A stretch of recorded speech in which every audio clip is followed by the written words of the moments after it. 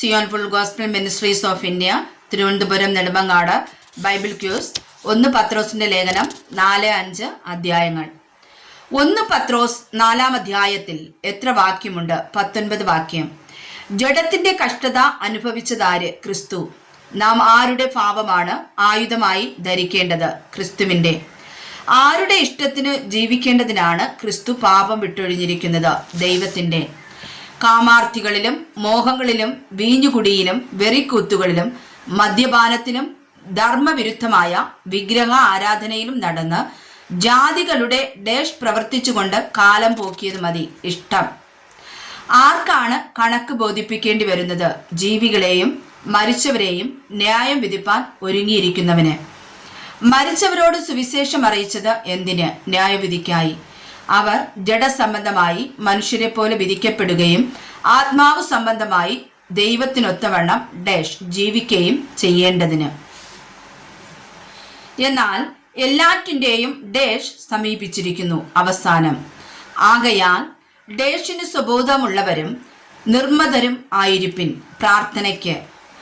സകലത്തിനു മുമ്പേ തമ്മിൽ എങ്ങനെയുള്ളവരായിരിക്കണം? ഉറ്റ സ്നേഹം.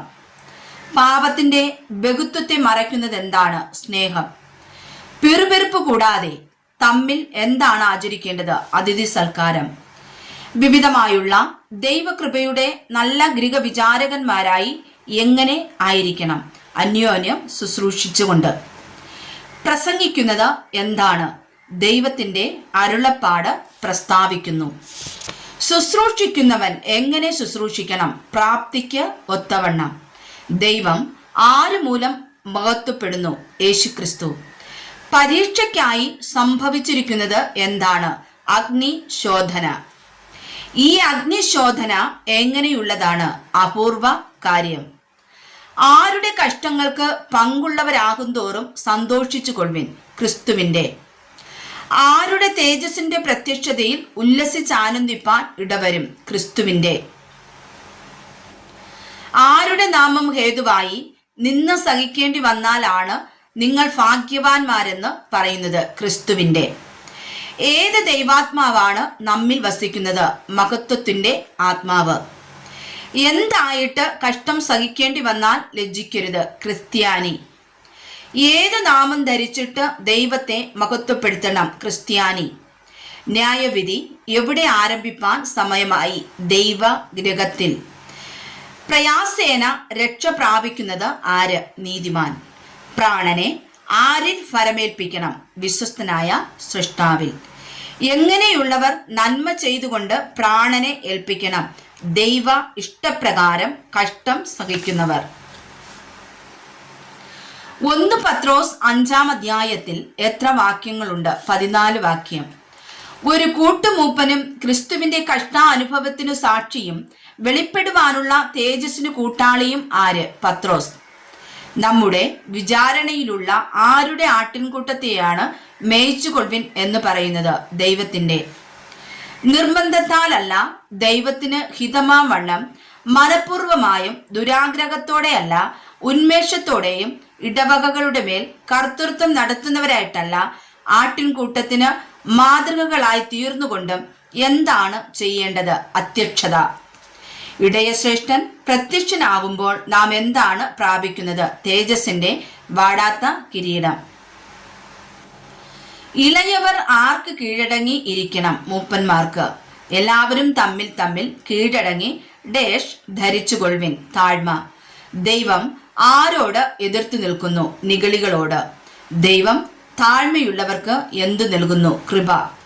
അതുകൊണ്ട് ദൈവം തക്ക സമയത്ത് നിങ്ങളെ ഉയർത്തുവാൻ ദൈവത്തിന്റെ ബലമുള്ള കൈക്കീഴെ ഡേഷ് താണിരിപ്പിൻ. അവൻ നിങ്ങൾക്കായി കരുതുന്നതാകയാൽ നിങ്ങളുടെ സകല ചിന്താകുലവും അവന്റെ മേൽ ഇട്ടുകൊള്ളുവിൻ. ആരുടെ മേൽ? യേശു കർത്താവിന്റെ. നിർമ്മതരായിരിപ്പിൻ, ഉണർന്നിരിപ്പിൻ. നിങ്ങളുടെ പ്രതിയോഗിയായ പിശാച് ഡേഷ് എന്ന പോലെ ആരെ വിഴുങ്ങേണ്ടു എന്ന് തിരഞ്ഞു ചുറ്റി നടക്കുന്നു. അലറുന്ന സിംഹം.